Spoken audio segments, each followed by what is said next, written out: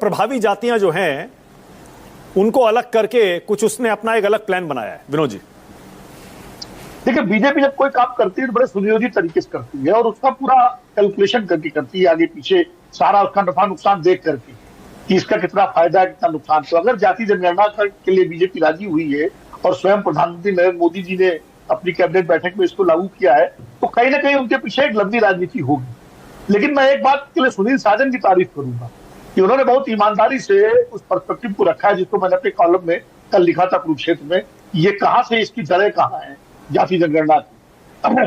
और मैं सही कह रहा हूं कि इस वक्त जो दो प्रवक्ता बैठे हुए हैं कांग्रेस के और बीजेपी के, हो सकता है उनको मेरी बात अच्छी न लगे, लेकिन सच्चाई ये है कि पिछड़ों के लड़ाई का मुद्दा न कांग्रेस के डीएनए में रहा है और न बीजेपी के डीएनए में रहा।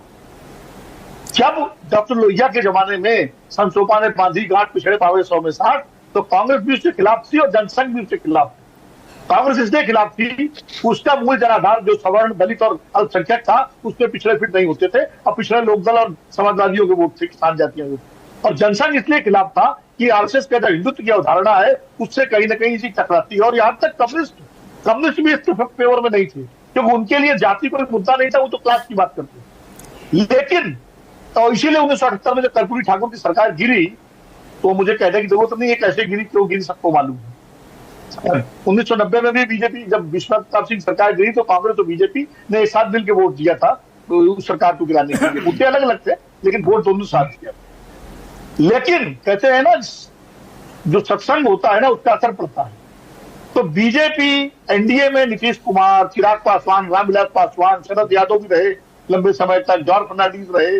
तो जो सत्संग किया उन्होंने समाजवादियों का, तो धीरे धीरे बीजेपी को कि सोशल इंजीनियरिंग में पिछड़े आ गए और उन्होंने पिछड़ों को अपने तरीके से एड्रेस किया। उसमें कल्याण सिंह लोध नेता बन के सामने आए, ओबीसी ये आपके प्रहलाद पटेल, उमा भारती जिनके नाम भी गुरु प्रकाश सिंह के रहे थे।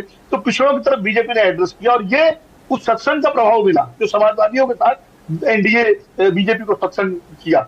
और कांग्रेस ने जब सत्संग किया आरजेडी और समाजवादी पार्टी के साथ इंडिया गठबंधन बना के, तो राहुल गांधी को भी लगा कि ये जरूरी है और इसीलिए पिछले 3 या 4 साल से कम राहुल गांधी ने इस मुद्दे को उठाया शिद्दत के साथ।